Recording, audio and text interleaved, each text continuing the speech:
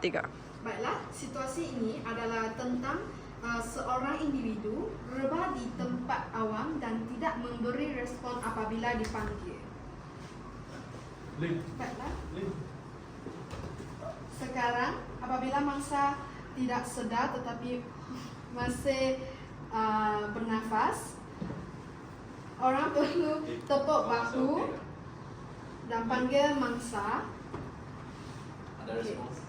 Jika sekarang mangsa tidak memberi sebarang respon, tetapi status mereka adalah bernafas normal, tandanya adalah dada naik dan turun, ada hembusan nafas, dan perlu letakkan mangsa dalam posisi pemulihan. Okey, baiklah, ada 3 posisi pemulihan. Yang pertama adalah saluran terbuka.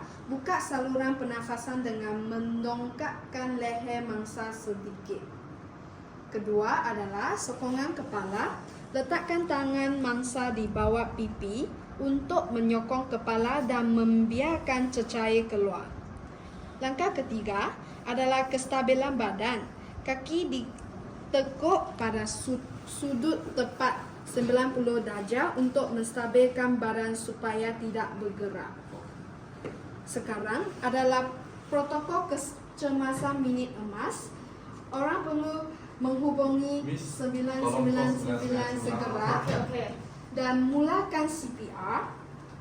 Lakukan resusitasi kardiopulmonari tanpa berlenggah untuk mengempang darah ke otak.